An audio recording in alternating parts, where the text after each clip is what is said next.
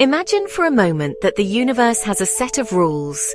Not the kind you break as a kid, but the fundamental deep-down laws that govern everything from the spin of a galaxy to the buzz of an electron. In the early 20th century, physicists had not one, but two of these rule books. The first, written by Einstein, was the law of the fast and the massive special relativity. It explained the cosmic speed limit, the bending of space-time, and the famous E equals mc squared. The second, born from the minds of Schrödinger, Heisenberg, and Bohr, was the law of the tiny and the fuzzy quantum mechanics. It described a bizarre world where particles were also waves, and probability ruled supreme. There was just one enormous problem. The two rulebooks were completely incompatible. It was as if one book was a guide for sailing the high seas, and the other was a manual for flying a jet plane. Both were brilliant, but trying to follow both at once was impossible. This was the monumental puzzle facing a young, exceptionally quiet physicist named Paul Dirac. His solution, the Dirac equation, would not only solve the puzzle, but would also reveal secrets of the universe so profound that they seem like magic. Dirac was a unique scientist. He believed that the fundamental laws of nature could not just be correct, they had to be beautiful. He trusted pretty mathematics to guide him to truth in a way that messy experiments alone could not. His quest was to take the two clashing rulebooks and weave them into a single, elegant volume. The core of the problem was the electron. Schrödinger's equation described it beautifully, but only if it was moving slowly. The moment it approached the speed of light, the equation broke down because it ignored Einstein's relativity. Others had tried to force relativity into the quantum world, but their attempts led to mathematical nightmares, like negative probabilities, a clear sign that something was very wrong.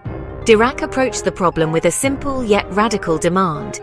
He insisted that the new combined equation must be linear. It had to be built on simple, elegant proportions, not clunky squared terms. This was like a composer insisting a symphony must be written in a single, perfect key. To achieve this, Dirac performed an act of mathematical wizardry. He discovered that his elegant equation could not be written with the ordinary numbers we all know.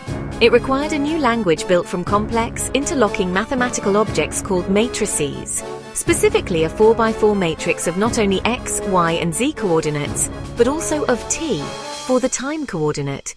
This was not a choice. It was a necessity forced upon him by the deep structure of space-time itself. And so, in 1928, the Dirac equation was born. It was a compact line of symbols that represented a monumental leap. But the true magic was not in the equation itself. It was in the astonishing truths that fell out of it. The Dirac equation perfectly described electrons at any speed and introduced the concept of spin, a quirky quantum property. But it also had a weird, puzzling side effect.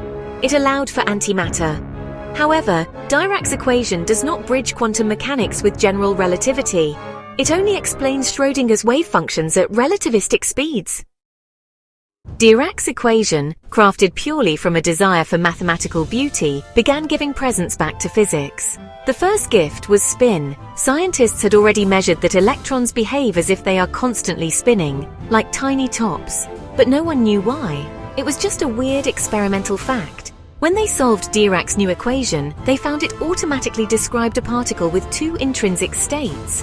The equation was not just compatible with spin, it demanded it. Dirac had not added spin to his recipe.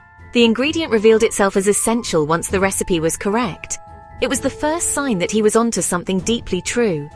The second gift was even more shocking. The equation allowed for negative energy solutions. This was baffling. What did it mean for an electron to have negative energy? Instead of dismissing it as a mathematical quirk, Dirac dared to take it seriously. He proposed a breathtaking idea. What we perceive as a perfect vacuum is not empty at all. It is a vast, infinitely deep sea of electrons, completely filled and invisible to us. If a particle with enough energy, say from a cosmic ray, struck this sea, it could kick an electron out, leaving behind a hole. This hole, Dirac reasoned, would act exactly like an electron in every way, except it would have a positive charge. He had predicted the existence of antimatter, the mirror image of all the matter we know, purely from the ink on his page. The physics community was, to put it mildly, skeptical. The great Niels Bohr himself asked Dirac if he actually believed in this bizarre hole theory. In his characteristically quiet fashion, Dirac replied, I don't think anyone has put a conclusive argument against it.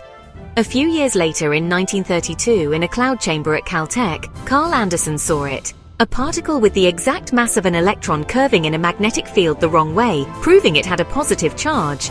He had discovered the positron, the antimatter twin of the electron.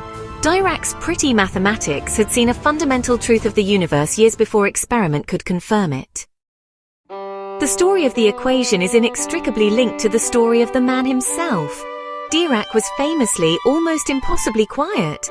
His colleagues jokingly defined a Dirac as a unit of speech, 1 word per hour.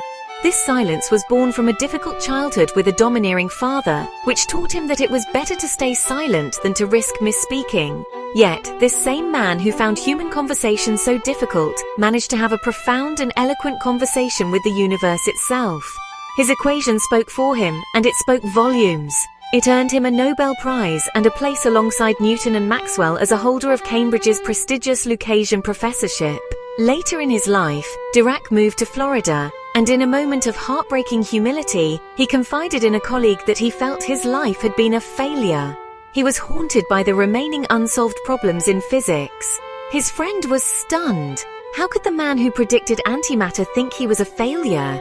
It was a poignant reminder that to the greatest minds, the next question is always more important than the last answer. Today, the Dirac equation is more than just a tool, it is a cornerstone of modern physics, etched into the stone floor of Westminster Abbey. Its legacy is everywhere, from the PET scans in hospitals that use positrons to see inside our bodies, to the particle colliders that smash matter and antimatter together to probe the secrets of the Big Bang. And it left us with one of the greatest mysteries in all of science. If the Dirac equation tells us matter and antimatter are perfect mirror images, and the Big Bang should have created equal amounts of both, why does our universe exist? They should have annihilated each other in a blinding flash of light, leaving behind nothing. But we are here. Stars, planets, and people are made of matter. Something, somewhere, broke the symmetry. We do not know what. The Dirac equation gave us the rule, and the universe, it seems, found a way to bend it just enough to allow for our existence. In the end, the story of the Dirac equation is the story of the power of human curiosity. Thank you for watching. Hope you found this video informative and entertaining. Please subscribe, like, share, and comment. We do like to know and hear your feedback.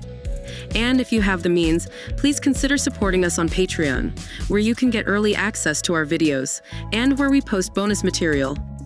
Till next time, this is Geeky Tidbits saying cheers and have a good day.